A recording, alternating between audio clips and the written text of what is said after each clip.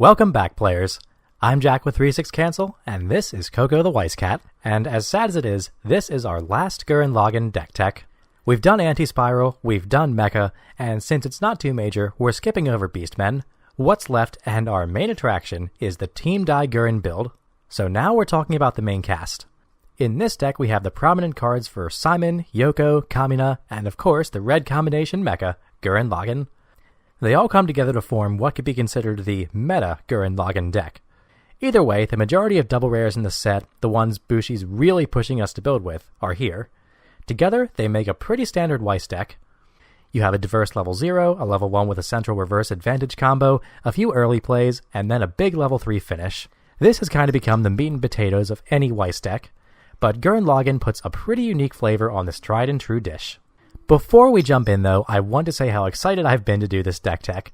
I'll reiterate that Gurren Lagann has been one of my favorite shows for a long time, and bringing two of my favorite things, Weiss Schwarz and Gurren Lagann together, has made me super happy.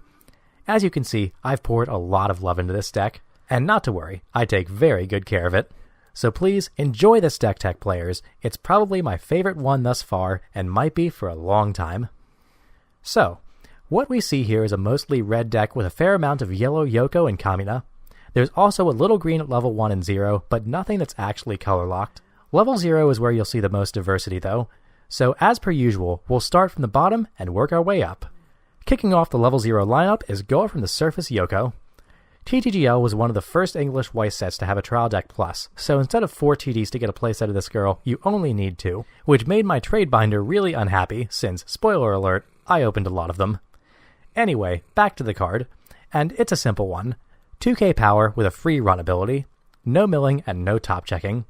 For a runner that has no limitations and no chance to fail, 2000 base power is pretty good, so she's an automatic 4 of in most decks that have yellow in them, an example of a really strong opening play. Moving right along to the other side of the front row, we have Lagann Impact. Yep, he makes an appearance here too. No surprise there. Lagann Impact is one of Gurren Lagann's best level 0s, and for those who forgot or didn't watch the Mecha deck tech, he comes in and reveals the top card of your deck.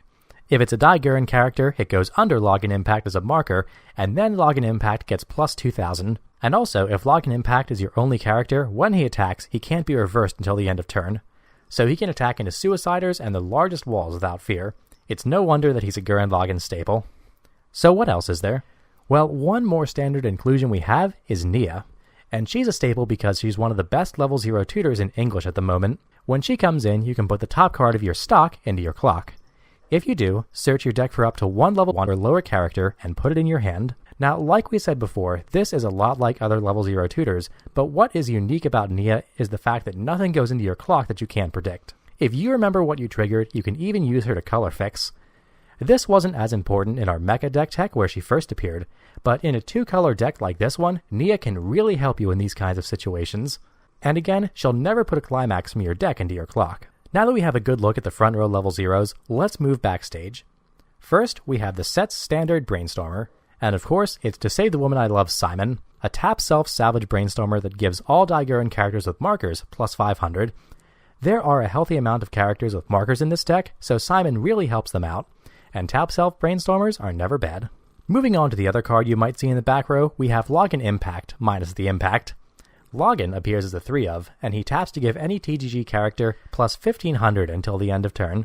Now, as a rather small level 0 with a self-tap ability, you normally wouldn't see something like this in a meta deck. But like we said before, Gurren Lagann's flavor is pretty unique, and if you know anything about Lagann, you remember that he's only half the picture. But we're not going to see the other half for some time, so let's first wrap up this level 0. We've got 2 more pieces to go over, so let's hit them. First, there's Charge into the Wilderness Team Dai Gurren. This is the box topper promo that allows you to pitch a climax and salvage a character. A level 0 with that ability is never bad because it's a failsafe at any point in the game, as well as a tutor and a compression check. And the other failsafe and the last level 0 in our lineup is Beastman Viral. He's a clock switch level 0 that also has the pay 1 pitch 1 salvage ability. It's pretty rare that you get to see both of those awesome abilities on one card, so it's hard not to put at least one of him in the deck. So overall, we have a pretty standard level 0. It has Brainstormers, Tutors, and Value Frontrunners, but none of these cards are bad at what they do. They may not be super busted, but cards like Lagann Impact, Beastman Viral, Nia, and the Go from the Surface Yoko are definitely a cut above average. The level 0 gets an A- from 3/6 cancel. Overall, while the deck's strong point isn't its level 0 game, it's not a weak point either. Now that we've come to that conclusion, let's see what it rolls into. And here, yellow is the name of the game. There's some red mixed in, but it's the minority here. You don't need green either, but we do see a familiar green backup. My feelings Nia sure does feel like a standard 102k backup, which is very fitting of the deck. It meets the bar of value, but doesn't go too far and above. But it's never bad, so let's move right along. Here's the man himself. This is Kamina's only card in the TTG deck, and it happens to be his namesake. Even though he has a small representation in the deck and in the set, he plays a big role because Kamina is our main level 1 combo. At 4500, he seems kinda small, but he does get plus 1500 on your turn as long as you have another TTG character. Then, when he reverses a character when later Buddy is in your climax zone, you get to search. After that, he gets the following ability. Until the end of your opponent's next turn, when this card is attacked, send it to your memory. Now, something to mention here, because it might not be obvious at first, is that this happens even if he gets side attacked. Once Kamina does his combo, he will not be sticking around unless his lane stays completely empty until your next stand phase, which is highly unlikely. So Kamina is a weird card. He's kinda small on his own for a reverse combo at first glance, but he does get up to 7k without any back row assists with his climax. And while he won't be helping your opponent get any reverse combos off, he also doesn't stick around. It's also worth noting at this point that he actually does serve a purpose in memory, but it doesn't come up until later. There are a lot of ways to evaluate this in terms of card advantage and playability, but for now, we'll just observe the obvious. There's no character quite like Kamina. Now, we talked a lot about the great Kamina-sama, so let's move on to the only woman fit for him. Yoko is here at level 1 with another box top promo. One shot to end them all Yoko is a 1/1 5500, but despite the misleading name, she's not last shot, but she can't be reversed by any character that costs 0 stock. So that's a giant middle finger to most level 1 games in the current English meta. Before you hit level 2 or 3, it's very unlikely that this Yoko is going anywhere. She may have low power, but she makes up for it with high value in being a dead lane for most battle opponents. But something that has a little higher power for low cost is the last card in our level 1 lineup. It's good old Lagann, and what Team Dai Gurren deck would be complete without it? Obviously, we take advantage of the fact that To Save the Woman I Love Simon and Lagann Impact can be used as markers here, because without one of these markers, Lagann gets minus 4500. But so long as we have one of these in the waiting room when he comes out, he's a 1/0 6500. As compared to the other level 1 choices in the set, that's pretty good value. And any marker helps compression. And hey, he gets plus 500 from Simon. So Lagann is here to fill our last slot in the level 1 game as a generic, good body to swing and defend with. So taking a step back for a moment, this is an extremely varied level 1. It leaves a lot to be desired in some areas, but greatly excels in others. The abilities on some cards are very unique and therefore tougher to put on a scale. But for most other decks, it'll be pretty annoying to deal with. So while this one is a tad more subjective than what I've ranked in the past, I do feel comfortable giving it an A-. The rating might be different if the English meta wasn't like it is right now, but that's not the only part of my decision.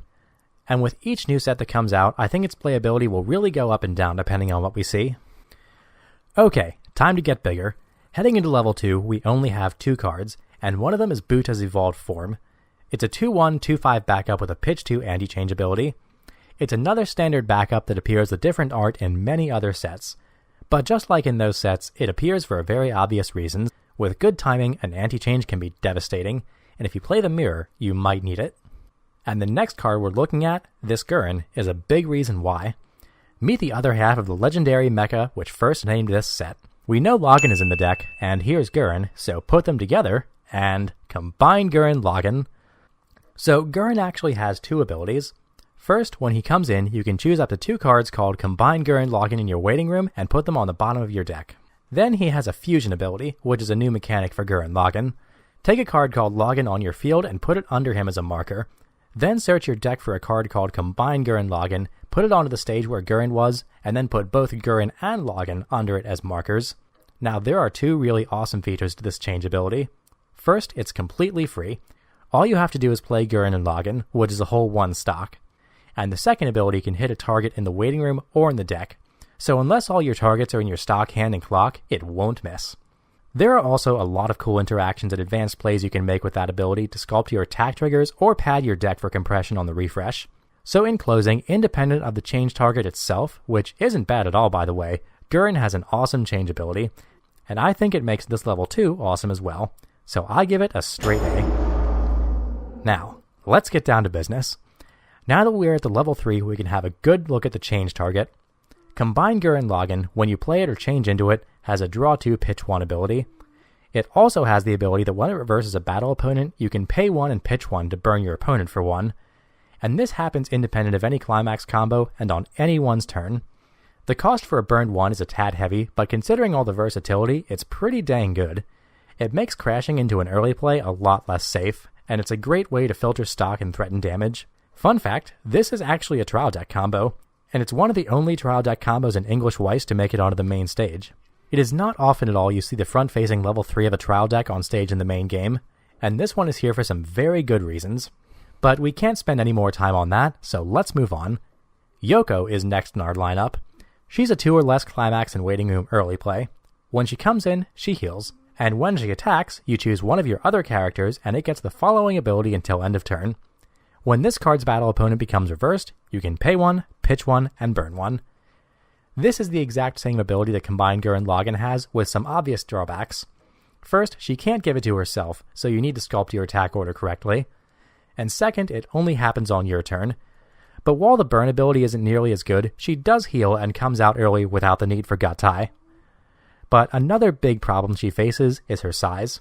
And we're not talking about the bust, folks. Like a lot of cards in TTGL, she suffers from low base power, and unlike a lot of other early plays in her class, she has no continuous power boost from any other characters on the stage. She trades this out for a kind of subpar burn ability. In truth, she's here mostly for the healing, and you won't play her every game. But since bringing out Combined Gurren Lagann only costs 1 stock, this is one of those decks that can have a full field of level 3s at 2-0 with very few resources invested, even if they are still in reverse range of some level 1s. So now we've got everything else covered. There's only one card left in the deck, and it's our main finisher. I would call this card Last Shot Simon, but he doesn't quite make the cut. But he does do some other cool stuff. When he comes in, he heals, which is reminiscent of the namesake he just fell short of, and he has an act and an auto ability. Remember that Kamina that's been sitting in our memory for the rest of the game? Well, if you remember anything about episode 11 of Gurren Lagann, or maybe just watched any coolest anime moments videos on YouTube, you know it's finally time to honor Kamina's memory. Team Guy Gurren's leader, Simon, says, pay 1. Take a card called Kamina from your memory and put it under this one as a marker. Then Simon gets plus 2500 power and can't be backed up against until the end of your opponent's next turn. Since it's an act ability, you don't need to pay it when he comes in, and you can use it as many times as you like on any turn that you like. If you have 4 Kaminas in memory, you can give Simon plus 10k power for the low price of 4 stock. Or you can just choose to ignore the ability. But you'll find that it's quite handy and in many cases, very necessary, because Simon's auto ability, and his true callback to the Last Shot moniker, is when his battle opponent becomes reversed while On My Back and In My Heart is in the climax zone, you can pay 1 and pitch a card. If you do, deal 4 damage to your opponent. Now, the big difference between Simon and what's still considered to be one of the best level 3s in English is that Simon needs to reverse his opponent. It makes him a lot more dependent on the state of the board and the wits of your opponent, or lack thereof. Because if your opponent is smart, they won't leave Simon any good targets, leaving empty lanes or massive bodies. But more often than not, you'll be able to hit at least something. One good thing that Simon has going for him is that for an extra stock, you can at least take your opponent's card at face power and not worry about surprise backups.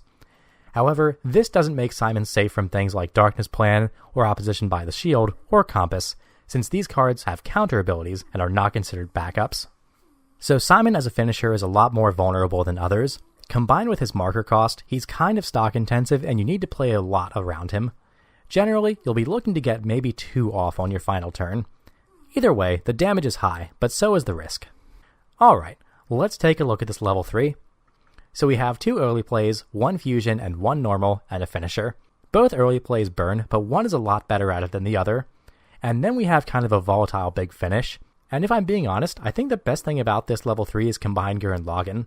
At first I was skeptical of a lot of people that said this was Gurren Lagann's best finisher, but after consideration, I agree. It can burn on either turn, it has a low cost to play, it digs, its change card has a really good failsafe built in, and overall, it's just good value. Yoko, on the other hand, can give something else burn, but it still needs to reverse something, and while she heals, her power is kind of low, and a lot of other cards you might see during the second half of mid-game will probably plow right over her. Combined Gurren Lagann also has low base power, but it's balanced with a low cost and a threatening burn. If you back up against a front attacker, you can burn your opponent in more ways than one, which makes him a little riskier to crash into. And Leader Simon? Well, he deals big damage, but his consistency leaves a lot to be desired. Overall, I like Gurren Lagann a lot, but I need to be honest and say that while none of it's bad per se, this isn't the best level 3 I've seen. I give it a B+. And that's the Team Dai Gurren deck. It plays in an interesting and unique way, so let's have a look at it. At level 0, your ideal opening play is either Girl from the Surface Yoko or Lagann Impact. Throughout, you're looking for ways to get Kamina in your hand as well as any way to boost his power. Also, make sure you're looking for a later buddy so you can pull off the combo. A common play is to take yourself to level 1 with Nia and grab a Kamina so that he can catch immobile and small level 0s for easy targets. You're probably looking to hit level 1 first in a lot of matchups, so Nia really helps with that. When you do, you're pretty much setting up for 1 or 2 Kamina searches, then floating on one-shot Yoko and Gurren Lagann. When you do search with Kamina, you're most likely looking for Gurrens. Your game plan is to combine as many times as possible when you hit level 2, because your level 1 game doesn't have great longevity. In the back, it'll probably be common to lay down a Lagann in preparation for fusion, and because it can aid your level 1 game, especially Kamina. Transitioning into level 2, the name of the game is Combine. Ideally, you're looking to lay down 2 early play Gurren Laganns, and their draw 2 pitch 1 can make it very easy to control your refresh timing so you can also play a Yoko if you want. Basically, until you hit level 3, you're looking for opportunistic plays with Combine Gurren Lagann. Remember, if you encore him, he loses the markers, but this is one of those few characters where it doesn't matter. And if you do lose them, you can always use them again.